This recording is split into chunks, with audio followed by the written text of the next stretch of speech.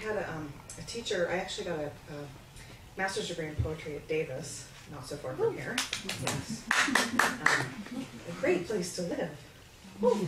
And in any case, when I was there, one of our teachers there, we're fortunate to have, was Sandra McPherson, who's a most remarkable poet, and I think really underread and underappreciated. But she had told a story once about living in New York City, and she was living at the time in a building that used to be the old Madame Alexander doll hospital. And for those of you who don't know what this is, it was literally a doll hospital where little girls could bring their broken down, sort of damaged dolls, and nurses in little nurse uniforms would take the doll to the maternity ward and fix the doll and then carry it back. And Sandy had lived, I think, in an apartment that was on one of the floors that used to be there. And she said that there was a point in which often she would be walking the floors, and they had these old, beautiful wood plank floors. And she'd be walking the floors, and she'd look down, and she would see like a glass eye staring up from between the floorboards. And I could not get that image out of my head.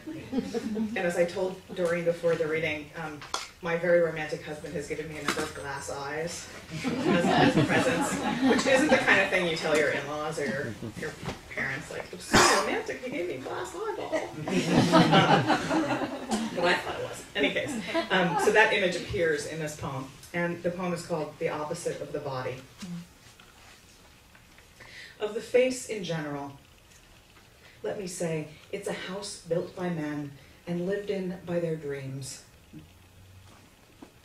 When you've been plucking eyes out of the floorboards as long as I have, you'll see this.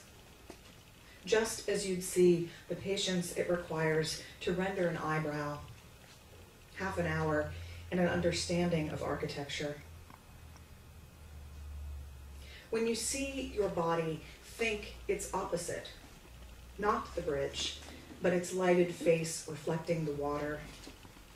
Some other city is seen from a ship, your forehead, once ponderous, now light as umbrellas, still not beautiful enough to make time stop.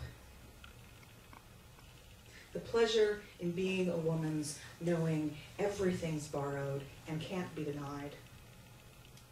As when you take apart a clock, there's always another inside.